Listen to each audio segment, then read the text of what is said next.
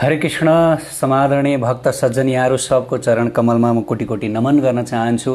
आज प्रातःकालीन यस भक्तिमय प्रसङ्गमा म एउटा विशेष महत्त्वपूर्ण प्रसङ्ग लिएर आएको छु कि भक्त जो साधक भक्तहरूले कुन भावमा प्रभुको नाम सुमिरण गर्ने, कुन भावमा प्रभुको नामको भजन गर्ने, जप गर्ने भन्ने विषयमा धेरै भक्त साधकहरूको यो प्रश्न रहेको छ र यो प्रश्नको म तपाईहरु समक्ष जिज्ञासाको यो म समाधान लिएर आएको छु। कुन भावमा हामी सम्पूर्ण भक्ति साधकहरूले चाहिँ प्रभुको नामको भजन गर्ने, हैन?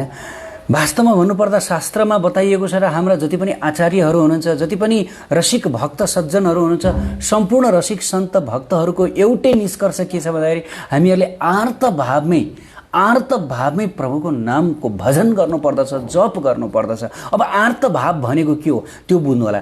आर्त भाव भनेको वास्तवमा भन्नुपर्दाखेरि असहाय भाव, टुहुरो भाव।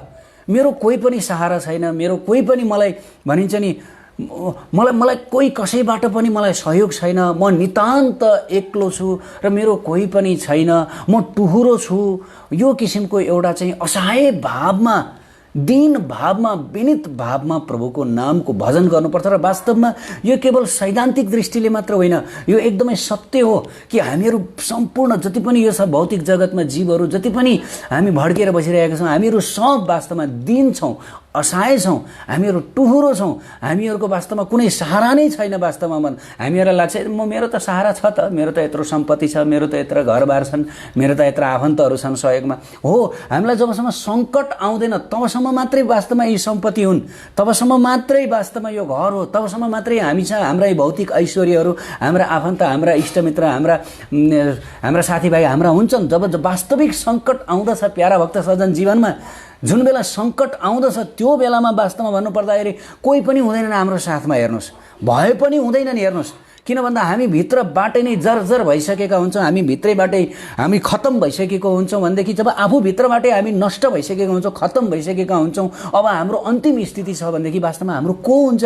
हाम्रो कोही पनि हुँदैन। त्यसकारण भक्तिवेदान्त महाराजले यो कुरा बताउनु भएको छ कि ये धन यौवन पुत्र परिजन इथेकी आछे पर तीतिरे, कि वास्तवमा यो धन, यो सम्पत्ति, यो यौवन, पुत्र, परिजन, पति, पत्नी, वास्तवमा भन्नुपर्दाखेरि उहाँहरू भनेको त वास्तवमा सुखको समयमा मात्र हो। यी सारा कुरा जब हाम्रो जीवन एकदमै राम्रोसँग चलिरहेको हुन्छ, एकदमै स्मुथली गइरहेको हुन्छ, तब वास्तवमा यी सारा कुराहरू हामीलाई राम्रो लाग्छन्, प्यारो लाग्छन्। तर जब जिन्दगीमा एकदमै खराब परिस्थिति आउँदछ, एकदमै साँच्चै सङ्कटपूर्ण स्थिति आउँदछ, त्यो बेलामा वास्तवमा हाम्रो स्थिति अति नाजुक हुन्छ। प्रभुपादजी महाराजले पनि बताउनु भएको छ कि वास्तवमा भन्नुपर्दा मृत्युको क्षण यस्तो भयानक हुन्छ, प्रिय हुँदैन, अत्यन्त भयानक हुन्छ मृत्युको क्षण वास्तवमा भन्नुपर्दा। जस्तै विमानमा यदि हामीहरू यात्रा गरिरहेका छौँ भनेदेखि विमान दुर्घटना नहुन्जेलसम्मको लागि रमाइलो छ, विमान क्रास नहुन्जेलसम्म त रमाइलो हुन्छ। के छ र, आकाशमा उड्न पाइएको छ, माथि माथि गगनमा, तल जमिन हेर्न पाइएको छ, होइन? तर जुन समय विमान अब क्रास हुँदैछ है भन्ने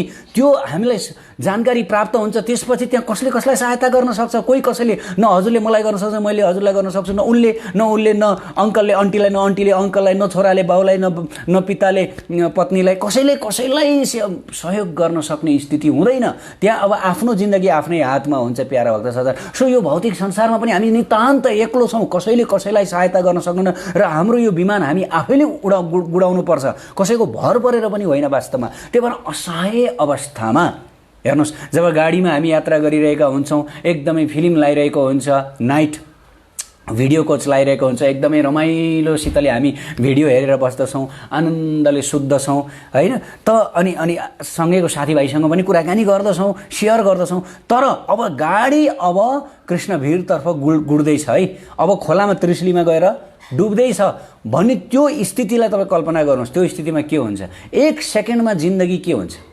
एक सेकेन्डमा जिन्दगीको पाटो कस्तो हुन्छ? एक सेकेन्डसम्म सबै ठिक छ, राम्रो छ, तर एक सेकेन्डमा जिन्दगीको पाटो बर्बादी छ। सो त्यही भएर जिन्दगीमा बर्बादी, जिन्दगीमा तहस-नहस कुन बेला हुन्छ त्यो कसैलाई थाहा छैन, तर जब हुन्छ त्यो समयमा केही पनि गर्न सकिँदैन। हेर्नुहोस्, तर त्यसकारण प्यारा भक्त सज्जन, सम्पूर्ण आचार्य, सम्पूर्ण वैष्णव, महान महान रसिक सन्तहरूले यही कुरा बताउनु भएको छ कि शक्ति छँदै, हातमा बल छँदै, शरीरमा इन्द्रियहरू सबल रहँदैखेरि सास चलुन्जेलै, हेर्नुहोस् आजकल त यस्ता विभिन्न किसिमका रोग व्याधहरू आइरहेका छन्, सास पनि फेर्न सकिँदैन। सास चलुन्जे प्रभुको नाम भजन गर्नुहोस्, जप्नुहोस्, धेरैभन्दा धेरै नाम जप्नुहोस्, माला लिनुहोस्, गनिकन माला जप्नुहोस्। माला मानिसहरू भन्ने गर्नुहुन्छ माला जपेर के फाइदा छ? ल ठिक छ, भौतिक दुनियाँमा, भौतिक संसारमा आसक्त भएर, भौतिक काम कार्यमा दिनरात व्यस्त भएर चाहिँ के फाइदा भयो? केही पनि फाइदा छैन। अन्तिममा त हातमा लाग्यो शून्य। त भगवानको नाम नजपिकन वास्तवमा यो कलियुगमा हेर्नुहोस्, भगवान कति कृपामय हुनुहुन्छ, कति दयामय हुनुहुन्छ, कति करुणामय हुनुहुन्छ, करुणाको सागर हुनुहुन्छ। वास्तवमा भन्नुपर्दा उहाँ हाम्रो उद्धारका लागि भनेर चाहिँ नाम रूपमा प्रकट भइदिनु भएको छ। र यदि हामीहरूले यदि गुरुदेवको कृपाद्वारा, यदि वास्तवमा सन्त महात्मा वैष्णवको कृपाद्वारा यदि हामीहरूले नामको महिमा बुझ्न सक्यौँ भनेदेखि प्यारा भक्त सज्जन, हामी एक सेकेन्ड पनि यो नाम नजपिकन बस्न सक्दैनौँ। हेर्नुहोस्, गुरुले हामीहरूलाई कृपा गरेर यो नाम दिनु, भगवानको नाम दिनुभएको छ। भगवत रूपी गोलोकेर प्रेमधन हरिनाम सङ्कीर्तन भनेर चाहिँ नरोत्तम दास आचार्यले बताउनु भएको छ। उहाँ भन्नुहुन्छ कि यो गोलोकको प्रेम हो, हैन? भगवत प्रेम भन्दा महान केही पनि छैन यो संसारमा। भगवत प्राप्ति भन्दा पनि भगवत प्रेम सबैभन्दा ठुलो कुरा हो। तर मानिसहरू भगवत प्राप्तिको त मानिसहरूलाई ज्ञान छैन भने भगवत प्रेमको ज्ञान हामी निश्चित रूपले त्यो मार्गलाई हामीले समात्नु पर्दछ। हेर्नुहोस्, त्यो मार्गमा हामी अगाडि बढ्नु पर्दछ।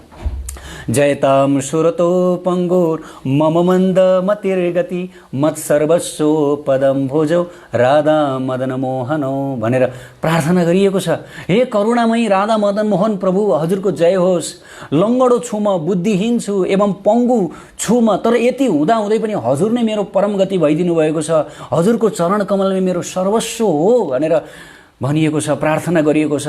कि वास्तवमा भन्नुपर्दाखेरि प्यारा भक्त सज्जन, एक एक सेकेन्ड हाम्रो लागि अरबौं मूल्य बराबरको समय।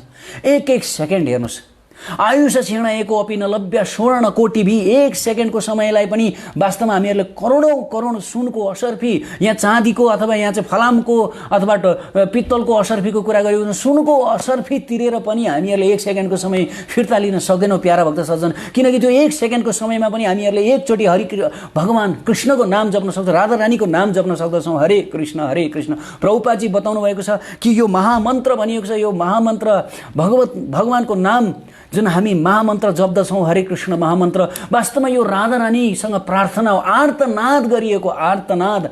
हे राधा रानी, म टुहुरो छु, वास्तवमा म लङ्गडो छु, मेरो कोही पनि सहारा छैन, म सहाराविहीन छु, हजुर नै मेरो एकमात्र सहारा हुनुहुन्छ। हे राधा रानी, मलाई हजुरको चरणमा स्वीकार गर्नुहोस्। हे लादिनी शक्ति, हे भगवानकी अन्तरङ्ग शक्ति, हे मेरी परम माता। वास्तवमा भन्नु हामी सारा जीवका जति पनि हामी जीवहरू छौँ, सम्पूर्ण जीवहरूका परम माता, परम पिता सबै भगवान श्री कृष्ण र श्री राधा रानी हुनुहुन्छ। त हामीहरू सबैले जसरी एउटा बालक, प्रभुपादजीले एउटा इक्जाम्पल पनि दिनुभएको छ। एउटा बालक के हुन्छ भन्दाखेरि जब रुन्छ, गरेर रुन्छ, जब एकदमै आर्तपूर्वक रुन्छ भनेदेखि त्यसले सर्वप्रथम कसको ध्यान आकर्षण गर्दछ कि माताको ध्यान आकर्षण गर्दछ। भलै माता त्यो समयमा किचनमा काम गरेर बस्नुभएको हुन्छ अथवा अरू कुनै घर धन्ना गरेर बस्नुभएको हुन्छ, तर त्यो आर्तनाद आमालाई यति पीडादायी लाग्दछ कि बालक अलिकति च्या गरेर रुने बित्तिकै आमा दौडेर आफ्नो कामकाज छोडेर त्यो बालकलाई आफ्नो काखमा लिन भनेर दौडनुहुन्छ वास्तवमा। तर हामीहरू आर्तनाद गर्दैनौँ।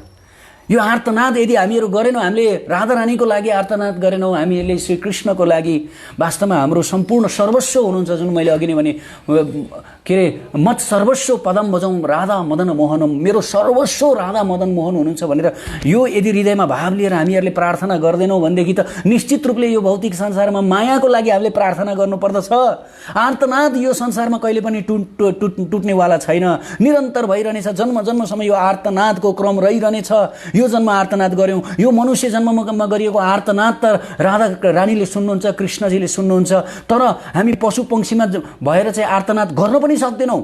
हेर्नुहोस्, कति पशु पक्षीहरू छन्, कति किरा फट्याङ्ग्राहरू छन्, कति कुकुर बिरालाहरू छन्, सबजना हेर्नुहोस्। अब दसैँ आउँदैछ, दसैँमा यत्र निर्दोष प्राणीहरू होइन मांसको लागि बलिको लागि अब तयार हुँदैछन्, ल्याइँदैछन् सहर बजारमा। त उनीहरूको आर्तनाद कसले सुन्ने? को छ, कसले सुन्ने उनीहरूको आर्तनाद? एक त उनीहरू बिचरा आर्तनाद गर्न पनि सक्दैनन्, हे भगवान् भनेर प्रार्थना पनि गर्न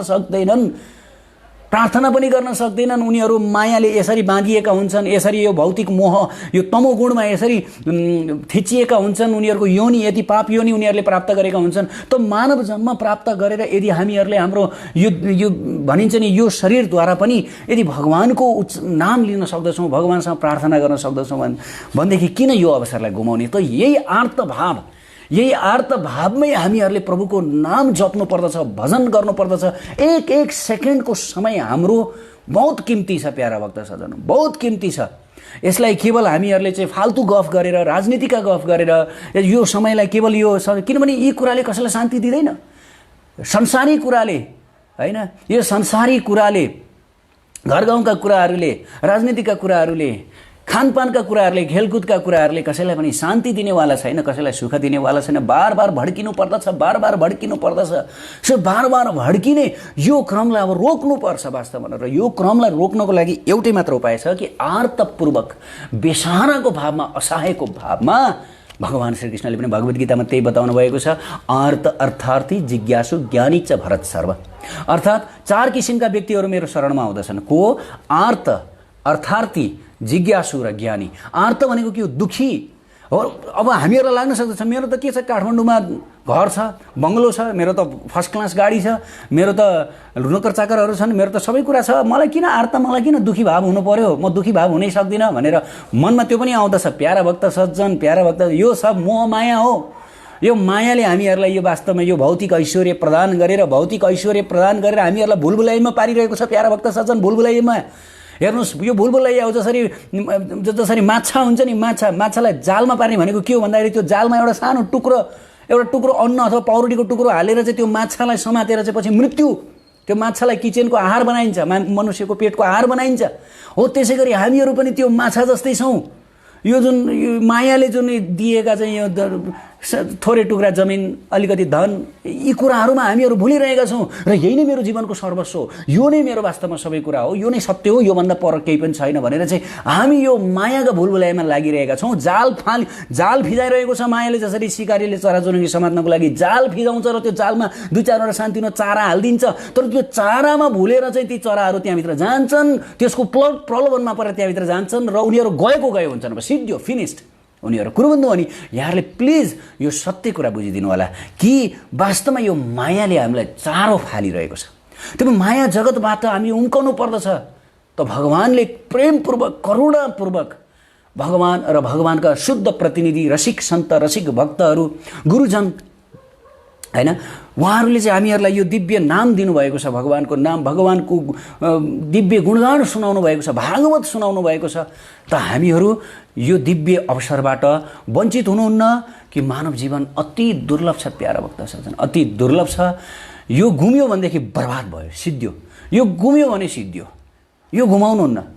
हुन त प्रभुको हातमा छ, भगवानको हातमा छ हामीहरूलाई उद्धार गर्ने, नगर्ने, के गर्ने, कसो गर्ने, कहाँ राख्ने, कहाँ नराख्ने।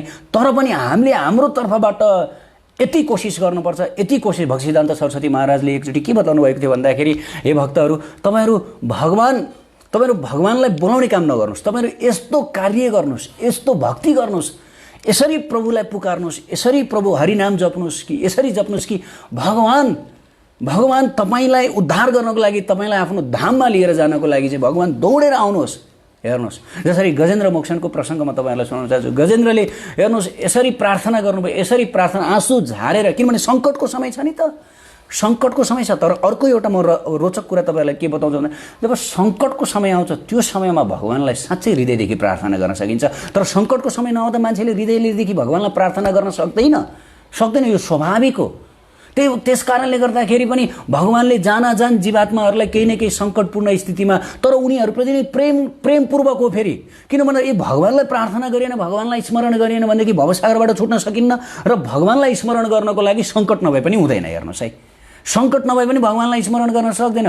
जब व्यक्ति मृत्युको निकटमा पुग्दैन, जब व्यक्ति रोग व्याधिले थलिँदैन, जब व्यक्तिलाई सबैले धोका दिँदैनन्, जब व्यक्तिलाई आफन्त सारा जो आफ्ना भनेकाहरूले जब रुवाउँदैनन्, पीडा दिँदैनन्, तब व्यक्तिले त्यो एक्लोपनको महसुसै गर्न सक्दैन। प्यारा भक्त सज्जन, त्यो महसुसै गर्न सक्दैन। आफू असहाय छु भन्ने कुरा भावको अनुभव गर्न सक्छ। त त वास्तवमा भन्नुपर्दाखेरि कोही जीवलाई भगवानले यस्तो स्थितिमा पनि राख्नुपर्ने हुनसक्छ ताकि उसकै उद्धारको लागि, उसकै कल्याणको लागि, उसलाई मायाबाट छुटाउनको लागि, प्यारा भक्त सज्जन, मायाबाट छुटाउनको लागि यो आर्तपूर्ण स्थितिमा राख्नुपर्ने हुन्। यदि हामी साँच्चै भक्ति साधनामा सिरियस छौँ, हामीहरूले यो तत्त्व बुझेका छौँ, भगवत्व प्राप्त गर्नु नै मेरो जीवनको एकमात्र लक्ष्य, अरू केही पनि होइन भन्ने कुरामा हामी सजग छौँ भनेदेखि र हामीहरूले आफैले त्यो आर्तभावमा यदि हामीहरू जीवनयापन गरिरहेका छौँ, भक्ति गरिरहेका छौँ भनेदेखि निश्चित रूपले हामीलाई भगवानले त्यस्तो आर्तपूर्ण स्थितिमा राख्नु पर्दैन, निश्चित रूपले पर्दैन। हेर्नुहोस्,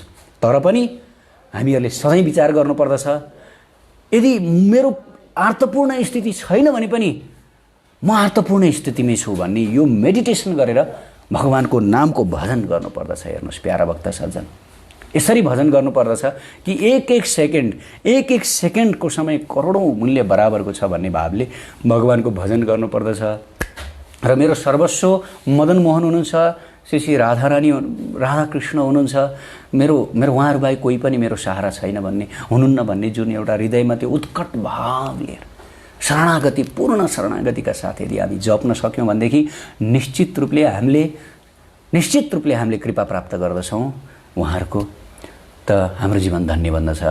प्यारा भक्त सज्जन, यहाँहरू सबैलाई यो प्रातःकालीन प्रवचन श्रृङ्खलामा यहाँहरूले साथ दिनुभयो, सारा विश्वबाट हेरिदिनु भयो। यदि यहाँहरूको केही प्रश्न छ यस सम्बन्धी, भजन कसरी गर्ने, नाम कसरी जप्ने भन्ने विषयमा यदि यहाँहरूको कुनै सवाल छ, कुनै प्रश्न छ भनेदेखि प्लिज यहाँहरूले सोध्न सक्नुहुन्छ। हामीहरू कोसिस गर्नेछौँ हजुरहरूको प्रश्नको उत्तर दिनको लागि। धेरै धेरै धन्यवाद। हरे कृष्ण। श्री राधे श्री राधे श्री राधे। श्री कृष्ण भगवान की जय। श्रील प्रभुपाद की जय। जय गौर निताय प्रेमानंदे। हरि हरि हरि बोल। निताय गौर प्रेमानंदे। हरि हरि हरि बोल। हरे कृष्ण हरे कृष्ण।